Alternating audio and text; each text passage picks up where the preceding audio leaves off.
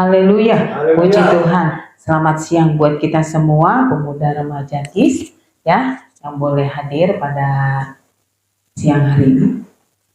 Ya, ya, baik, makasih. Ya, siang hari apalagi udah kenyang ya, ngantuk ya semuanya ya. Tapi saya percaya kita semua pemuda remaja di tempat ini tetap semangat. Amin. Apalagi saya bersuka cita hari ini ada 2 orang ya yang baru, bukan baru sih sebenarnya udah ada ya. Ludin udah pernah ikut pemuda belum ya? Setelah sekian purnama ya. Puji Tuhan dan selamat datang juga buat Sis Alfi ya. Alfi atau Alfi? Alfi ya. Sama-sama kita boleh hadir dalam ibadah pada siang hari ini. Saya percaya bukan karena satu kebetulan, tapi itu karena kebaikan Tuhan. Amin. Oke, puji Tuhan. Selamat buat Abang Tora untuk prestasinya. Ya, selamat juga buat untuk semua anak-anak Tuhan di tempat ini. Sehabis dari ini nanti memang ada beberapa tim yang akan rapat dengan kita Gembala untuk mempersiapkan acara Paskah, dan Gembala mengharapkan untuk setiap pemuda remaja tempat ini tetap memberikan hatinya, ya, memberikan hidupnya juga dan pelayanannya juga dalam acara ini, ya. Puji nama Tuhan. Masuk saja langsung dalam perenungan pada siang hari ini. Kita semua tahu kalau bulan Februari pada bilang bulan kasih sayang. Asik ya, jangan yang merasa nggak ada yang kasih sayang, semua sayang ya. Ya, semua ya, jomblo itu cuma biasa, hanya predikat sementara ya. Tapi yang sebenarnya mengapa kalau Februari itu selalu dibilang adalah bulan kasih sayang? Karena kita punya Allah yang penuh dengan kasih. Dan Allah itu adalah kasih itu sendiri. Amin. Ya, puji Tuhan. Kalau kita boleh ada di dalam Tuhan, berarti kita boleh mengenal kasih yang sejati itu dari Tuhan Yesus itu sendiri. Ya, langsung saja kita masuk dalam perikop khotbah pemuda pada hari ini. Saya kasih tema adalah true love. Ya, true love. Ya, true love itu adalah artinya apa sih?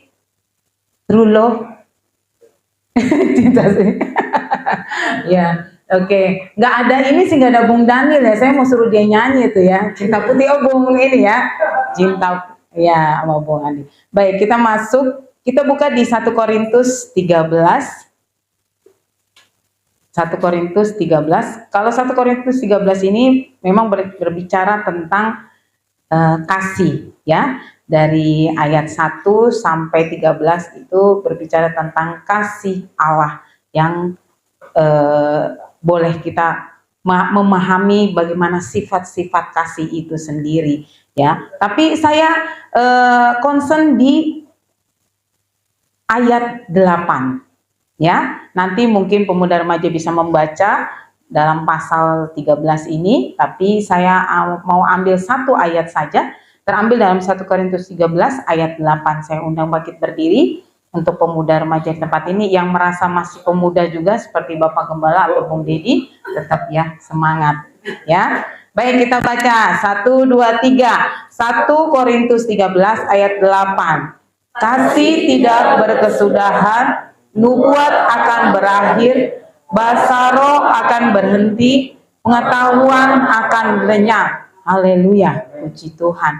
Terima kasih untuk semuanya, silakan duduk. Ya, memang memaknai di mana kasih itu, kita tahu kalau di dalam Tuhan kita punya Allah yang kasih agape, yang dia tidak, istilahnya bukan kasih yang kalau sesama kita biasanya harus harus ada saling berhubungan satu dengan yang lain, ataupun ada juga kasih filio, ada kasih agape, ada kasih yang lain ya, banyak. Dan itu biasanya kasih itu ada mutualismenya ya, dia istilahnya berdampak satu dengan yang lain. Tapi kalau kasih Allah, dia tahu kita orang yang berdosa. Orang yang sebenarnya tidak bisa menerima kasih itu, yaitu karunia itu, karena kita orang berdosa. Allah itu sendiri adalah Allah yang kudus. Dosa dan kekudusan tidak bisa bersatu, ya. Manusia bisa berubah. Makanya dari ayat ini tertulis kasih tidak bersudahan. Itu menyatakan Allah tidak ada ujungnya.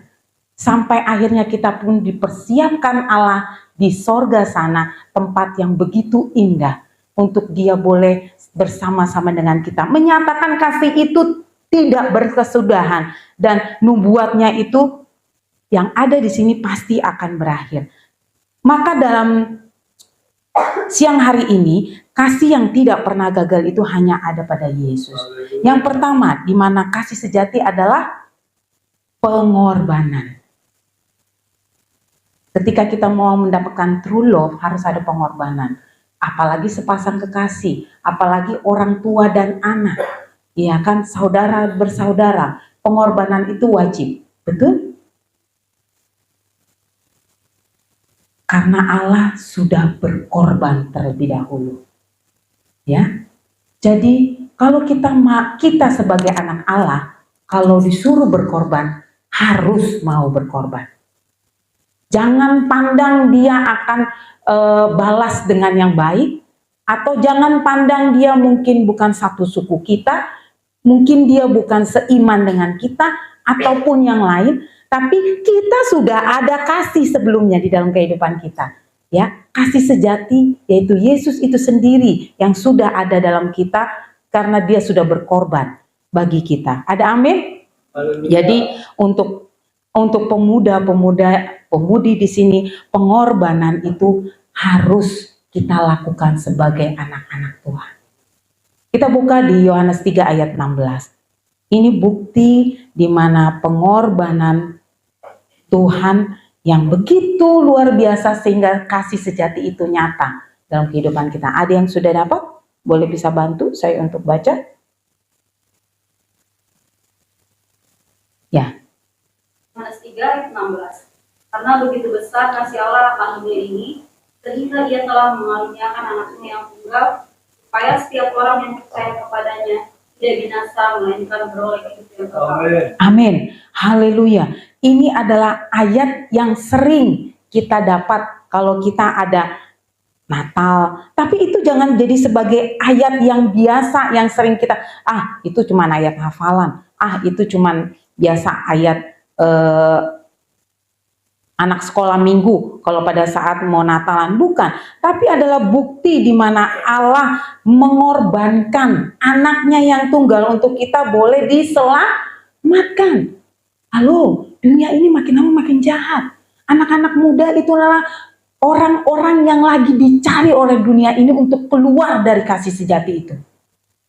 Ayo, jangan pakai hidupmu dengan hal-hal yang tidak baik. Kembali ingat pengorbanan Tuhan itu. Di mana kasih Tuhan yang tidak pernah gagal itu tidak pernah akan hilang dari kita di saat kita tetap menghargai pengorbanan itu. Ya, banyak hal. Apalagi dengan gadget yang ada, dunia yang semakin canggih. Tadi khotbah dari Om Aan, ya, jangan sampai boleh AI kita pakai. Ya, teknologi yang ada boleh kita pakai. Tapi jangan jadi serta-merta kita bertanya sama dia. Bukan bertanya kepada Yesus atau Tuhan sendiri yang punya kehidupan kita. Ya, gak banyak dari kita semua di sini apa-apa semua bertanya. Kadang ada juga anak muda mungkin lagi senang si A dan si B. Ditanyalah, tolong carikan, siapakah yang cocok buat saya gini-gini. Lah jawab mah asal aja, ya kan? Dia nggak tahu latar belakangnya. Kenapa nggak berdoa, nggak berlutut sama Tuhan? Terlebih lagi kita sebagai anak-anak Tuhan harus memahami, kita anak-anak terang, kita harus ada juga mencari anak-anak yang terang juga. Ya, jaga terang itu dalam kehidupan kita. Ya, sebagai anak-anak Tuhan kita harus tetap jadi terang. Oleh sebab itu, jadi kasih sejati itu adalah pengorbanan. Baiklah kita sebagai anak-anak Tuhan harus rela berkorban. Jangan hitung-hitungan, dia bukan keluarga saya, dia bukan dari suku saya, dia bukan orang yang seiman, dia dan dia pertimbangan dan pertimbangan itu jangan. Sebagai anak Tuhan yang kita ingat, saya harus tunjukkan kasih sejati karena Tuhan sudah lebih dahulu berkorban buat kita. Amin. Puji Tuhan. Lanjut, bagaimana ketika kita mau menunjukkan true love itu, kasih yang tidak pernah gagal. Selain kita menyatakan kasih sejati adalah pengorbanan, kita juga harus belajar tentang mengampuni. Dasar kasih itu adalah kita bisa mengampuni. Amin. Mungkin banyak, bukan mungkin, banyak orang yang mengecewakan kita. Ya, mungkin keluarga, saudara, ataupun teman. Ya, belajar mengampuni sulit, betul. Tapi perhatikan lagi, teladan kita yang sejati yaitu Yesus yang punya kasih yang luar biasa, mempunyai pengampunan yang besar buat kita. Amin. Tuhan menerima pertobatan kita setiap hari. Tuhan menerima pengampunan kita setiap hari. Oleh sebab itu, di bacaan yang tadi juga luar biasa yang dibacakan oleh Laila. Siapa yang baca tadi? Ya, Laila. Itu luar biasa loh. Firman yang dibacakan pada hari ini menyatakan di mana memang kita harus punya dasar kasih sehingga mengampuni itu bisa kita lakukan. Amin. Saya rasa di sini pasti ada orang yang kita kesel. Masih ada orang yang belum bisa kita ampuni. Ya. Tapi jangan sampai di saat kita tidak bisa mengampuni, Tuhan jadi tidak mengampuni kita. Mau? Jangan. Tuhan tidak suka kita menyimpan dendam. Jadi selesaikan. Kalau dengar hari ini, Tante, aduh, saya masih ada yang kesel nih. Memang kesel. Tapi tunjukkan di mana kita punya Allah yang penuh pengampunan, kita juga belajar untuk mengampuni.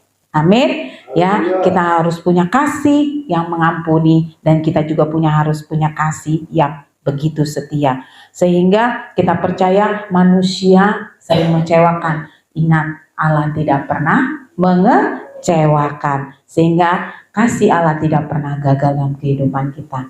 Lalu yang ketiga, lanjut saja. Di mana kita mau belajar kasih yang tidak pernah gagal itu adalah kita benar-benar memaknai kasih itu dalam kehidupan kita. Amin. Jadi setelah kita paham tentang kasih itu adalah pengorbanan, kasih itu adalah mengampuni, lalu yang ketiga kita harus memaknai dan melakukan kasih itu dalam kehidupan kita. Ya, memang pada masa-masa sekarang kita sebagai anak-anak muda, apalagi pergaulan yang ada, bukan hal yang mudah makin kesini, makin sulit, banyak pertimbangan. Ada juga daripada bilang begini, daripada saya susah mulu, hidupnya begini terus, ada yang suka sama saya, tapi begini Tante, udahlah. Ingat, jangan kita melupakan kasih itu. Tuhan pasti akan melihat dan menyediakan segala sesuatunya yang terbaik buat kita. Amin. Semua percaya? Amin. Jangan pernah sedih kalau sampai umur segini masih jomblo. Jangan. Kali aja di ujungnya dapatnya hal yang luar biasa. Amin. Ada lagu kan, apa yang tak pernah, ya kan? Lihat mata. Dulu kami mengenal tidak dilihat, nggak saling melihat ya. Tapi saling apa ya? saling memahami. Jadi jangan, boleh kita bawa dalam doa dan biarkan Tuhan yang bertindak, biarkan Tuhan yang bekerja. Amin.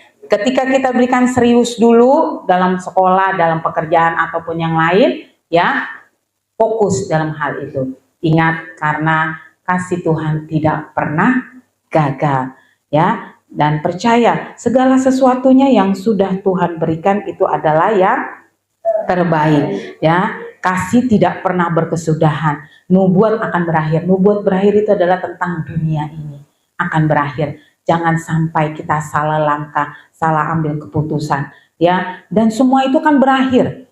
Roh, bahasa roh, ataupun semua akan berhenti, sehingga pengetahuan itu juga akan berhenti. Sehingga kita sebagai anak muda jadi jangan sampai terlambat. Ya, mari kita memaknai hubungan kita dengan Tuhan.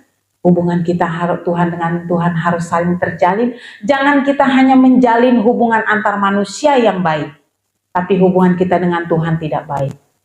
Ya, jangan. Mari kita sama-sama menghargai kasih itu sendiri, yaitu di mana kasih yang sejati adalah daripada Tuhan yang harus mengorbankan dirinya dia buat kita harus hargai itu. Ya, lalu kita juga harus mengerti di mana kasih juga mengajari kita bisa belajar mengampuni, dan kita juga harus bisa setia. Dan ketiga yaitu di mana kita memaknai kasih itu harus kita lakukan dalam kehidupan kita sehari-hari.